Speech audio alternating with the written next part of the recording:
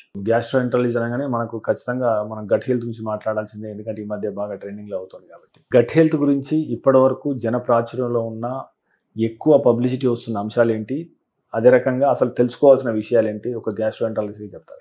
Actually ఏంటంటే ఇప్పుడు మీరు గమనిస్తే gut health is determined by good bacteria in your intestine అని నేను ఇందాక అన్నాను.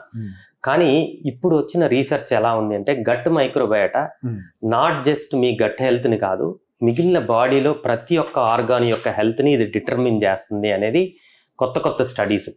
సో మీ గట్ మైక్రోబయోమ్లో డిస్టర్బెన్స్ జరిగితే ఒక రకమైన problems, even that can be heart problems, that can be neurological problems, ఇలా multiple problems gut health disturb అయినప్పుడే వస్తాయి అనేది కొత్త కొత్త స్టడీస్ వస్తున్నాయి.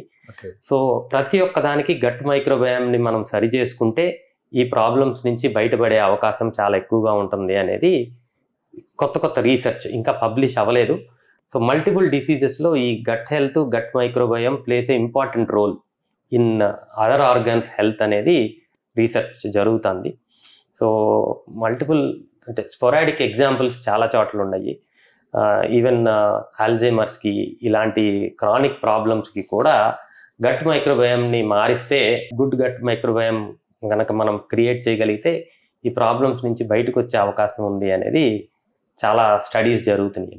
అంటే ఇప్పుడు గట్ హెల్త్ను పాడు చేసే ఆహారాలు ఏంటి, గట్ హెల్త్కి బలాన్ని చేకూర్చే ఆహారాలు? ముఖ్యంగా జనరలైజ్ చేసుకుని సింపుల్ లాంగ్వేజ్లో మనం చెప్పుకోవాలి అంటే ఫ్రెష్గా ఉండే ఏదైనా సరే, ఫ్రెష్ ఫ్రూట్స్, ఫ్రెష్ వెజిటబుల్స్, ఇవన్నీ they are good for your gut health. Processed foods, any excess levels of oils, they are bad for your gut health. ఇది ఈజీగా డిఫరెన్షియేట్ చేసుకుంటానికి. ప్రాసెస్డ్ ఫుడ్ అనగానే ప్రతి ఒక్కరికి తెలియాల్సింది, మనం తినే burgers, pizzas, any packed foods, ఇవన్నీ processed food, processed meat, pack చేసిన ఫుడ్ ఐటమ్స్ ఏదైనా సరే దే ఆర్ ప్రాసెస్డ్.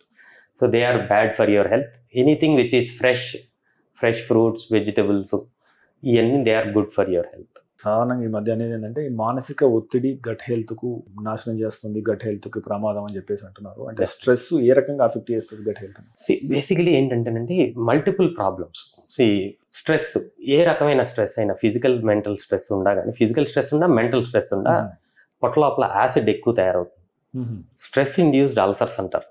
అల్సర్స్ వచ్చే అవకాశం చాలా ఎక్కువగా ఉంటుంది. చాలా మోస్ట్ కామన్ థింగ్ ఎసిడిటీ, మంటలాగా తెలిసిపోతూ ఉంటుంది. ఇది కాకుండా brain gut axis, there is an established route which మీ పొట్ట లోపల సిగ్నల్స్ మీ బ్రెయిన్ లోపలికి వెళ్తే, మీ బ్రెయిన్ లోపల సిగ్నల్స్ పొట్ట లోపలికి వస్తాయి. ఫర్ ఎగ్జాంపుల్ జనరల్గా మాట్లాడుకుంటే రోజు రెగ్యులర్గా మోషన్ వెళ్ళే అలవాటు ఉన్న వాళ్ళకి ఒకరోజు మోషన్ అవ్వకపోతే they feel irritated. It's the signal that your intestine is sending to your gut. That is అంటే ఎగ్జాంపుల్ చెప్తున్నా, బ్రెయిన్ గట్ యాక్సెస్. ఒక 10th క్లాస్ పిల్లాడు ఎగ్జామ్కి వెళ్ళే ముందు సడన్గా 2-3 సార్లు మోషన్కి వెళ్ళాల్సి రావచ్చు, స్ట్రెస్ ఉన్న వాళ్ళకి. That is the brain which is controlling your gut. ఇలాగా there is an axis which controls. అలాగా ఎప్పుడైతే స్ట్రెస్ లెవెల్స్ ఎక్కువగా ఉంటాయో, రకరకాల సైకలాజికల్ ప్రాబ్లమ్స్ లైక్ డిప్రెషన్ కానీ, యాంగ్జైటీ కానీ ఉన్న వాళ్ళకి ఇరిటబుల్ బవల్ సిండ్రోమ్ చాలా ఎక్కువగా మనం చూస్తాం జరుగుతుంది. ఈ ఇరిటబుల్ బవల్ సిండ్రోమ్ అనేది పొట్ట లోపల చికాకు చాలా ఎక్కువగా, కొంతమందికి పెయిన్తో ఉంటుంది, కొంతమందికి డయేరియా ఉంటుంది, కొంతమందికి కాన్స్టిపేషన్ ఉంటుంది. సో ఈ బ్రెయిన్ గట్ యాక్సిస్ అనేది చాలా వెల్ ఎస్టాబ్లిష్డ్ పెథాలజీ. సో ఇందులో బ్రెయిన్లో మార్పు ఉన్నప్పుడు పొట్టకి ఎఫెక్ట్ చేయటం, పొట్ట లోపల తేడా ఉన్నప్పుడు బ్రెయిన్కి ఎఫెక్ట్ చేయటం అనేది ఒక సైకిల్, ఒక సర్కిల్. సో దీని నుంచి బయటకు రావాలి అంటే ఫస్ట్ ఈ ప్రాసెస్ని అర్థం చేసుకుంటాం చాలా ఇంపార్టెంట్. ఈ brain is controlling your gut, gut is controlling your brain అనేది అర్థం చేసుకుంటాం చాలా ఇంపార్టెంట్. ఏ ప్రాబ్లము ఎక్కువ డామినేట్ చేస్తుందో దాన్ని కంపల్సరీ ట్రీట్ చేసుకోవాలి.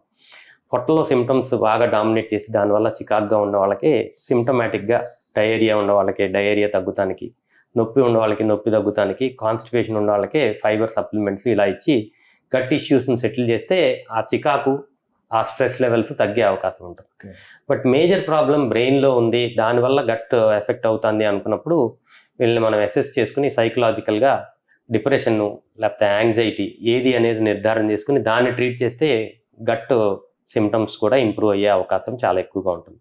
సో ఈ ప్రాసెస్ని అర్థం చేసుకుని ట్రీట్ చేయటం. IBS is a complex disease where psychology and gastroenterology are involved.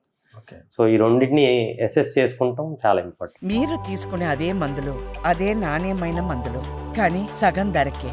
అవును, మెడ్ ప్లస్ బ్రాండ్స్ పై 50 to 80% తగ్గింపు.